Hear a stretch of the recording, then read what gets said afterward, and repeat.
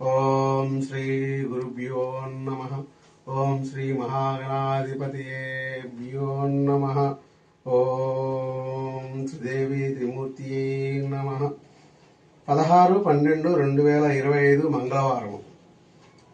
రాశిచక్రము, గ్రహములు, దిన ఫలితములు. మొదటగా మేషరాశి.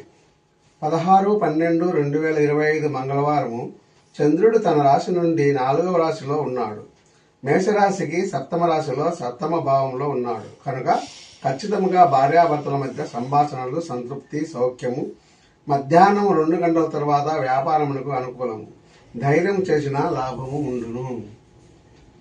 తదుపరి వృషభ రాశి. 16/12/2025 మంగళవారం వృషభ రాశి వారికి మధ్యాహ్నం 2 వరకు సమయం కలిసి వచ్చును.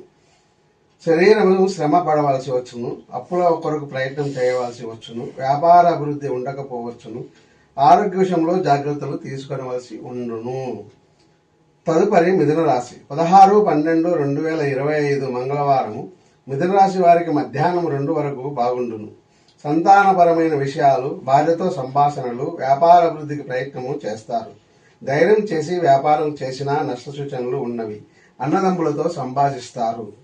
తదుపరి కర్కాటక రాశి. 16/12/2025 మంగళవారము కర్కాటక రాశి వారికి మధ్యాహ్నం 2 గంటల తర్వాత బాగుండును.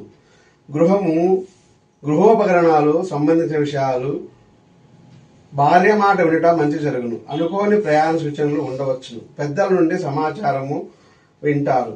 వాహన రిపేరీలు, కొనుట, అమ్ముట జరగవచ్చును. తదుపరి సింహరాశి. వీరికి మంగళవారం మధ్యాహ్నం 2 గంటల తర్వాత కలిసి వచ్చును. సంతానపరమైన విషయాలు, సంతానపరమైన ఖర్చులు, విద్యా సంబంధ విషయాలు, సోదర సోదరీమణులతో మాటలు, సామాజిక విషయాలపై అభిరుచి కలుగును.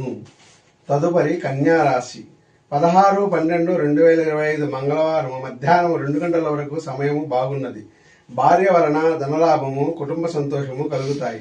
పెద్దల మాటల వలన మేలు కలుగుతుంది. అనుకోని ప్రయాణంలో ఇబ్బందులు ఉండవచ్చును.